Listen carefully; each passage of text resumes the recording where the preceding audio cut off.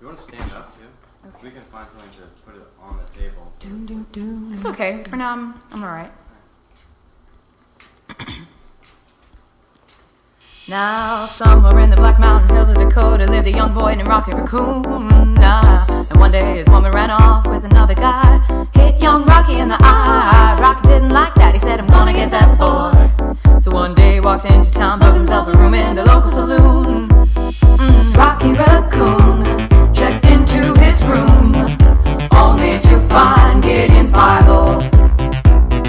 Rocky had come equipped with a gun to shoot off the legs of his rival.